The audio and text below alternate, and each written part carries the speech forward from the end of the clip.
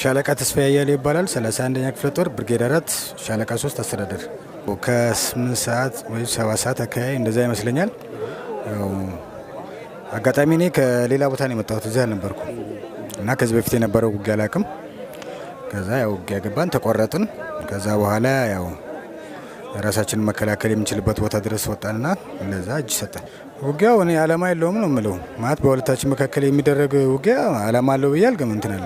ስለዚህ መንግስት ማድረግ የሚገባውን ያው ከክልል አንድ ጋራ መደራደርና ወደ ሌላ አላስፈላጊ ነገር መግባት የለበትም ነው እንጂ በውጊያ ምንም አይነት አላማ የለውም። የተረዳሁት አሁን ያን ትክክልም አይደለም። ማለት በቃ በውጊያ የሚፈታ ነገር አይደለም።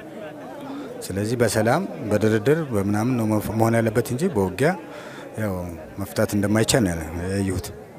እንግዲህ እስካሁን እኔ በነበርኩበት ግንባር ያለው ሰው ሁላ ያው እዚህ እጁ ሰጥቷል። በሌላ ግንባር ላለው ጉዳይ እኔ የማውቀው ነገር የለኝም። ግን ያው አብዛኛው ሰራዊት ግን ያው እጁ ሰጥቷል። እኔ ካሁን በኋላ ወደ ሀገሬ ነው መኖር የምፈልገው። ወደ ሰራዊት መቀላቀል አልፈልግም። በቃ አልፈልግም። ምክንያቱም አላማ የሌለው ነገር ነው። እኔ የወጣሁት 91 ነው ለሻዕቢያ ብዬ ነው የወጣሁት። አሁን ያለው ደግሞ ሁኔታ የፖለቲካ ሁኔታ ተቀይሯል። ስለዚህ ዝም ብሎ አላስፈላጊ መሞት ስለማልፈልግ ብዬ ነው እጄን የሰጠሁት።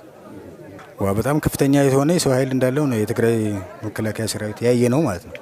ስለዚህ ያው በወሬ ሳይሆን በተግባር እኛ አይተናል። ያው ከአቅማችን በላይ ሆኖ ደግሞ እጃችን ሰጥተናል። እኔ ማለት በአሁን ባለው ሁኔታ ላይ ወደ መከላከያ ሰራዊት ገብቶ ትግራይ ጋር ያለውን ጦርነት አልደግፍም።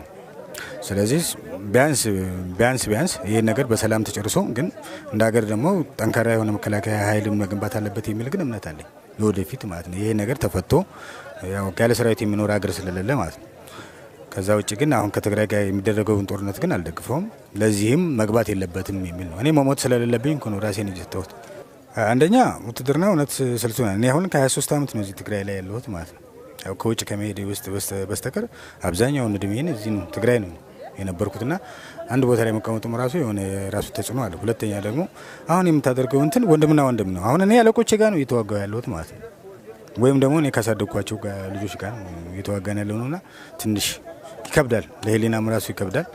ለማንኛውም እግዚአብሔር ይፍታው እንጂ ጦርነቱ ከዛ አንጻር ነው ውትድርናው እያስጠላ ያለ ነው። አይ እምልህ ሉዓላዊ ነው የሚል እምነት የለኝም። ምክንያቱም ያው እዚህም በትግራይም የራሱ የሆነ ችግር አለ፣ በምስራቅም በኦሮሚያም እንደዚህ አይነት ችግር ስላለ ሉዓላዊነት ብሎ መናገር ይከብዳል። ስለዚህ ሉዓላዊነት የማለት እንትን የለኝም ማለት ሀሳብ የለኝም። አሁን እንደዚህ የምልህ ነገር የለኝም። እኔ እንዳልኩ 20 ቀን ነው የመጣሁት። ከዛ ሀውዜን ነው የገባሁት። ከሀውዜን በኋላ ነው ወደ ምንድን ነው የሚባለው አብያዲን ውጊያው ማለት ነው። እዛ ነው የተሳተፍኩት። ስለዚህ የማውቀው ነገር የለኝም። አሁን ከዚያ በፊት ሻዕቢያ ሰራዊት ገብቷል ብለዋል። መግባት አልነበረበትም። መሆን ከነበረበትም በራሳችን ሰራዊት በራሳችን ኃይል ነበር መሆን የነበረበት። ስለዚህ የሻዕቢያ ሰራዊት ወደኛ ሀገር ጣልቃ መግባቱን እኔ አልደግፍም። እንደንትን ማለት ይሄ እንደ ሎጂክ ነው እንጂ በአይኔ ያየሁት ነገር የለውም ስላልነበርኩ ማለት